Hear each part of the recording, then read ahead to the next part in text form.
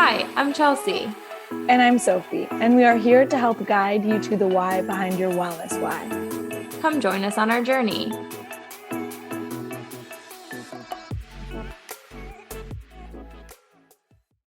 So, Chelsea, just when I think I've heard it all in the fitness and wellness industry, I haven't.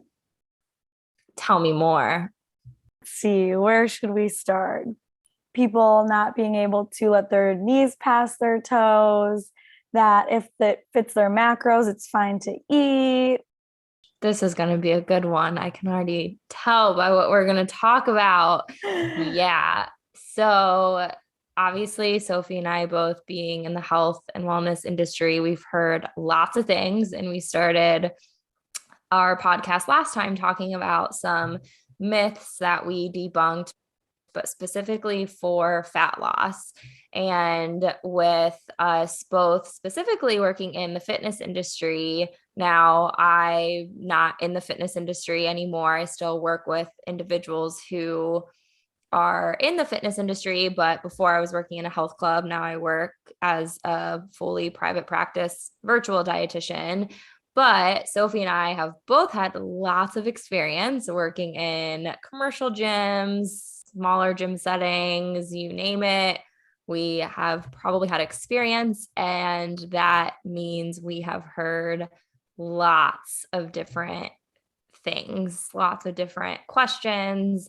And again, I said this in the last podcast, but it's confusing. So we're not here to say, like, if you've heard this, you're incorrect, or you shouldn't be asking these questions, because you should absolutely be asking these questions so we can give you the truth based on the facts and science, not just based on what Joe Schmo did that was their own personal self experience. So let's dive right in. Sophie, where should we start? Because I know we have like a list of 5 million things, and we're going to try to keep this pretty short. I mean, I've been seeing a lot of what I eat in a day on Instagram and TikTok, and I always send them to Chelsea. So I feel like we should start with that. And I cringe every single time I see one of those. Anyways, besides the point, take it away, Chelsea. Yeah, this is a really good topic, not only because it's like you had said, it's pretty much out there everywhere.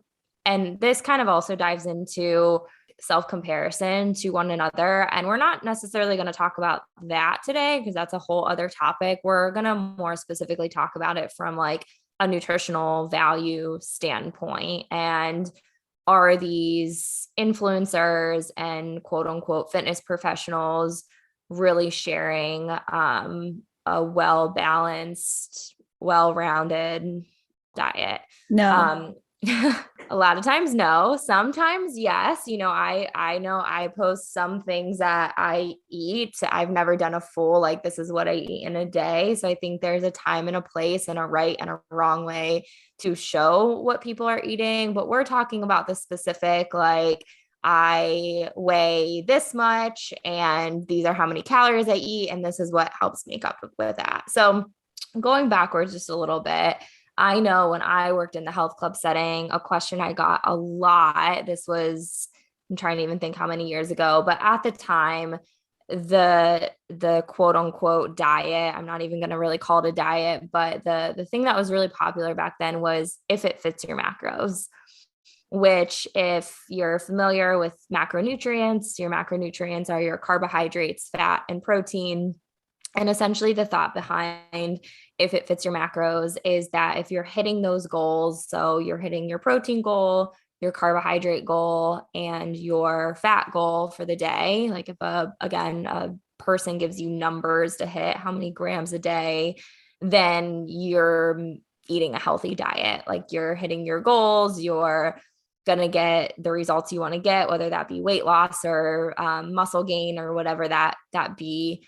That's kind of the concept behind if it fits your macros.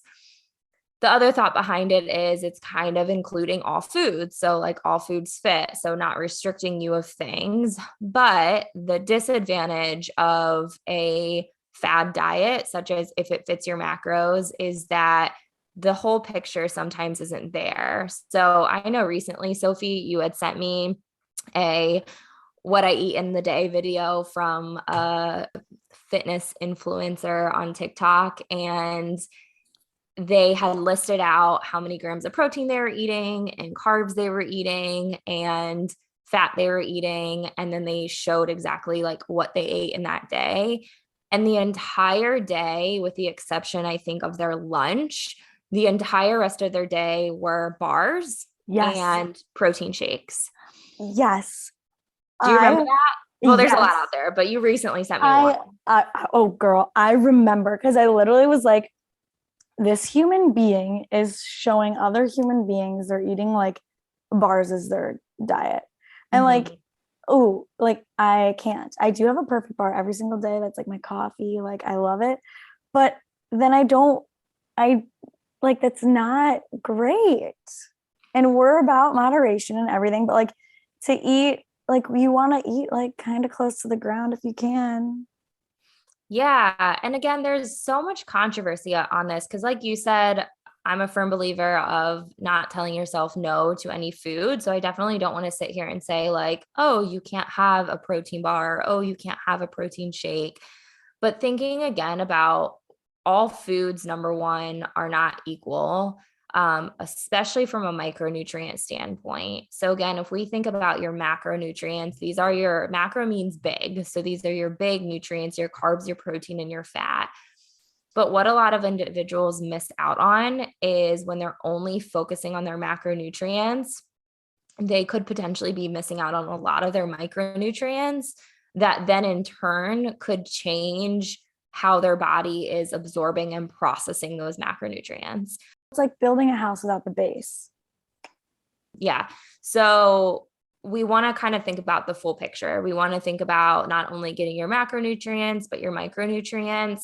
And then also, too, a variety of food and a variety of micronutrients can really help out with things like our gut health and our brain health and things like that. That, again, I know to someone who might not be educated or know much about, it's kind of like, well, what does that even mean?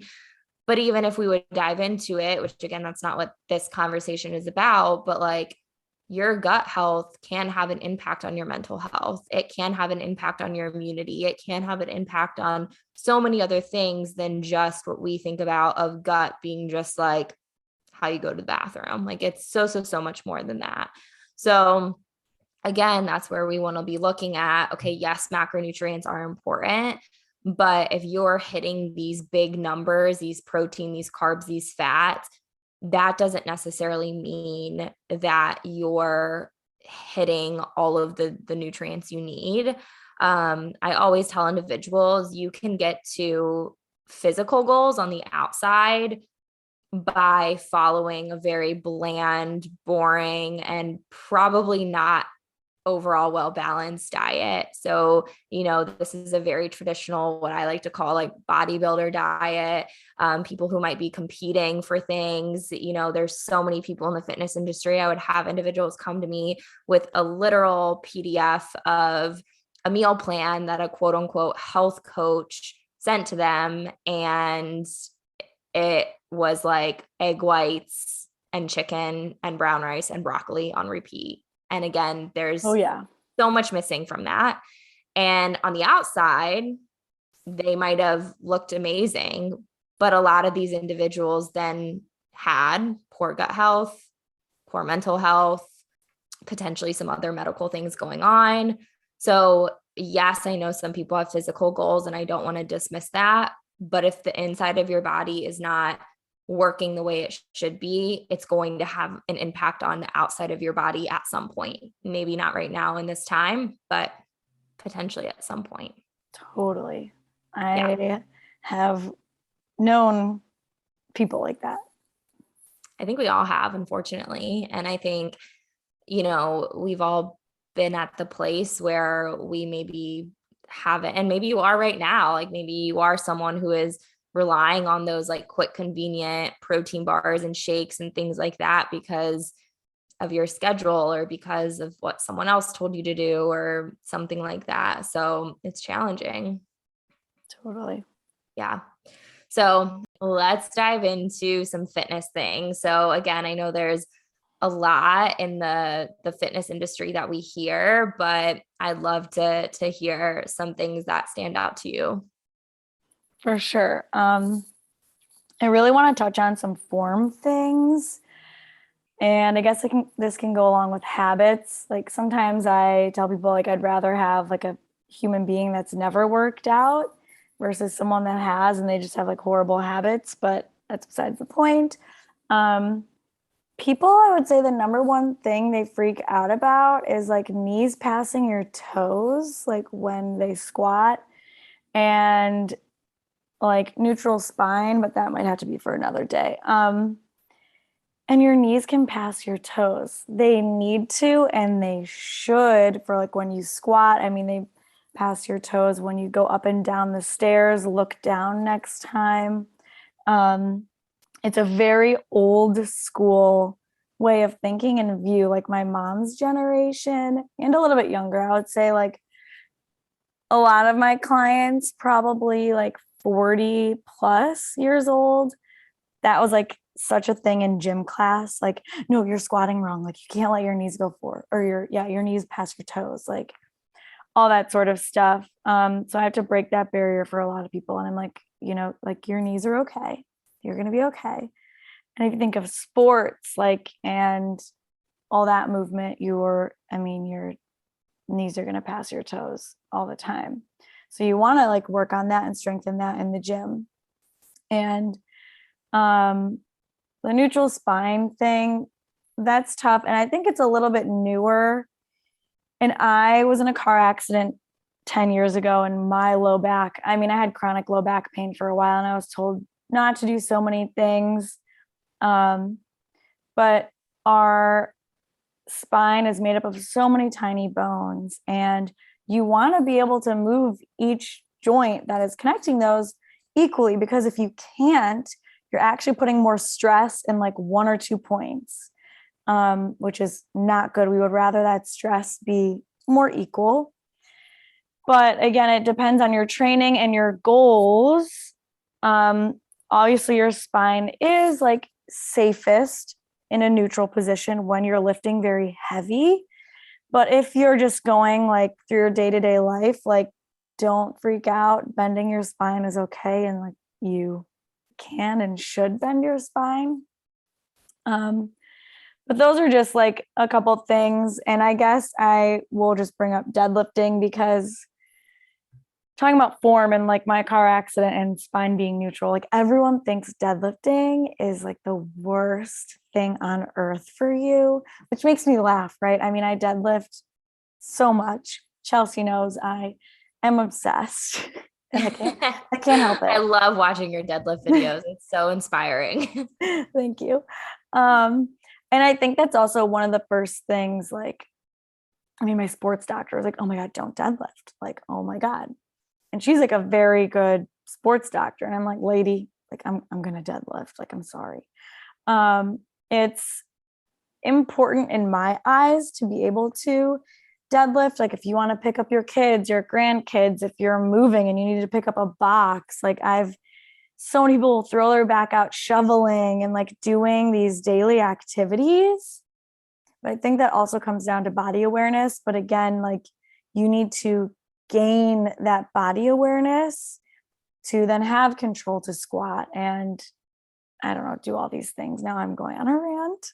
No, this is helpful. I love your way of training with people because you do make it so applicable to life, which I feel like, again, kind of going back to that traditional fitness setting, a lot of times that's not talked about. Like, so many individuals will just go into the gym with these big goals of like, okay, I want to lift this much, or I want to do this and this and this. And like, again, I'm not dismissing that at all, but it's also like, okay, how is it going to impact your actual day-to-day life, which I think is really cool that like you do kind of put these things into perspective of like, okay, doing XYZ, yes, we're doing it with weights and equipment and things like that here, but like this then could help you in these other areas of your life, like you had mentioned, picking up boxes, children, all that type of stuff. So Totally. And a lot of people with dogs, right? And that's like an odd object, like trying to pick up a squirming animal, which I guess there's squirming children, but mhm. um yeah, and being mindful and like engaging your core when you do those things. Like one of my clients did recently, hurt her back from picking up a desk chair at her apartment and like moving it, and she hurt herself, and she was like, I knew as soon as I did it I wasn't engaging. And I was like, sister, like, don't tell me that. Yeah, that actually was going to be my next question, which you kind of already answered it, but I was going to ask, like, number one, my first question was like, where do you feel like these things came into play? Like, I know you mentioned it's kind of an old school thought, but in terms of like, why do people think deadlifting is bad? Or like, why do people think your knees going over your toes Yeah. is a bad thing? I think people think deadlifting is so bad for you because people think you're just using your low back, which Mm, you can deadlift. There's different types of way, right? There's conventional, sumo, like stiff leg. I personally don't love stiff leg deadlifting. I like to conventional deadlift the most. And I try and really focus on using my legs and engaging my core. So I don't use my low back that much. Am I still using it? Like, yes, when you deadlift, you're literally engaging your entire body from the tip of your head to your pinky toe. And I think the knees passing your toes thing stems from people thinking it's bad on your knees, it's hard on your knees, like that sort of mindset.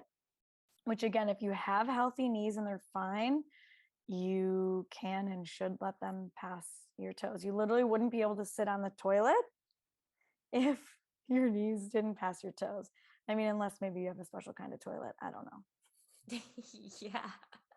And doesn't it make a difference? Like we're all made up differently. So like people have different lengths of like I have really long femurs and Okay, I think you yes. do too, don't you? Yeah, Yeah. I'm actually glad you brought this up. I meant to bring this up today. I have femurs for days. Same. And I have a short torso. So, like, when I squat, my torso comes forward more than the average person. For everyone, your torso should come forward. Your torso position is actually supposed to like match your shin position. If you remember geometry, if not, go back to your geometry books. But with that, I make a point, like with my clients, and like everyone's form is going to look a little different. And again, it should look different. There was also a thing with like only letting your toes point forward for a squat, not out, which our hip sockets are shaped differently. Like this is just, it's science, guys. Like Yeah. anatomically, I don't have the same body as Chelsea. And so our squats are going to look a little different. It doesn't mean one is wrong. Yeah. Mic drop. Yeah. No, I think it's so important to hear. Absolutely. I'm trying to think of other ones. I know we wanted to keep this one short today, but any other like fitness ones that are sticking out to you without going, again, we have like a million, but Well, we have like this whole booty band fad going on. I think it and oh yeah. I I think in a hope it's lessened a little bit. I think so. I haven't heard people talk about it as much, but Yeah. Now I think there's like, even just the big booty trend, I think oh that was God. kind of like where it stemmed from. But let me just tell you, like body weight stuff is only going to get you so far. And like booty bands, it's like one resistance that's only going to get you so far. And you need to progressively overload your body so it will adapt. And that's right, people also call booty bands like activation bands and like turning your glutes on because your glutes are turned off, which is not a thing. Um, like you wouldn't be able to walk, or like you would be laying on the floor like passed out if your glutes were turned off. Like you might not have access to all of your glutes, like glute muscles, but your glutes are not off. None of your muscles are shut off ever. I have a question about all of that. So you had mentioned like regressions and progressions and all of that type of stuff. So what about someone, because again, like I know I've been here where I've had a surgery and like I haven't been able to overload too much. So like in those cases, like bands or body weight when someone is trying to like recover or work up, that's appropriate. Totally. Yes. Yeah. Yes. Okay. Like there's a time and a place. And like if you're traveling on vacation, like it can like hold you over. You should always get movement in, right? But to tell someone they can do body weight squats and like dips and push-ups. I mean, those like dips, push-ups, pull-ups are wonderful and great body weight exercises. Not everyone can do them. If we want to continue to see progress in our musculature and like our nervous system and our bodies, mind muscle connection, everything, we need to continuously add more load to our tissues in order to strengthen those things. Oh, and our bones, like our skeleton, which is super important as we age for our bone density, etc. Like you need to progressively overload your body, and running doesn't count. Ooh, talk about that like for 1 minute. The amount of runners I have come in contact with that only lift upper body and do core and don't lift legs, ooh, shake my head, shake my head. I cannot deal. That does not count as lifting. It is a completely different stimulus. Like that's just cardio. That again, it's only going to get you so far. Like strength training will help you run. That's like one thing I don't get. Like professional runners strength train. I mean, if your goal is not to strength train and like get better in life, period, then fine, be that way and don't. But like if you're looking to run faster in a race, not get injured next season, etc., you should 100% be lifting legs because running doesn't count. Neither does cycling. Neither does any form of cardio, period. Yeah, no, it's good to hear that. I know that's probably going to be a sensitive little thing for individuals, Sorry, not sorry, guys. I but I stand by this. yeah, but I think the big takeaway from everything we're talking about is number one, there's a time and place for everything, right? So Yes. again, we're not saying you should not do this or like you're not saying that you shouldn't run or you shouldn't cycle or anything like that. It's just it serves a different purpose than the situation that we're talking about today. Same thing with the nutrition piece. I'm not Mm-hmm. sitting here saying that eating a protein bar or drinking a protein shake is bad for you or unhealthy. There's a time and a place for everything, but it all goes back to that balance and what your specific goals are. So I know with working out, something I saw in my clients a lot was, and I would refer them right away to a trainer, is they would come to me and they're like, but I feel like I'm doing everything right. Like they had been working with me for a while. They'd been really active and exercising consistently. But then we would talk about and we would think about their workouts and they would have been doing the exact same workouts for like over a year. And when I say exact same workouts, I'm talking like, okay, well, are you lifting the same amount that you Mm-hmm. were, a year ago? Like, have you progressed? And again, I'm sure that progression can look a lot different, but it is looking at that. It's looking at like, okay, for what your goals are you doing the right things to get you to those goals? And there's a lot of different paths for a lot of different people, depending on what the goals are. But in this situation, we're specifically talking about in the fitness industry with individuals who want to, see change in their physical bodies. Totally. And it would be like, it's kind of goes back to also the macros thing you said about someone coming to you and eating the same 7 foods. You know what I mean? It's like, we need to Yeah. get a little bit of everything, guys. Yeah. There's a time and a place. Again, we have to work with your goals and your lifestyle, but again, depending on your goals and lifestyle, there might be a better way to achieve those goals in a realistic way too. So, yeah. Yes. Food for thought.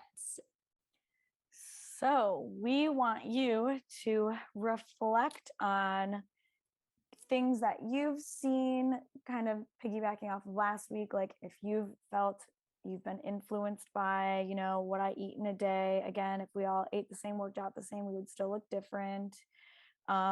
Reflect on maybe some cues you've heard in the gym of all the weight in your heels. Don't let your knees come forward, and kind of pay attention to your mind muscle connection and just see how that goes.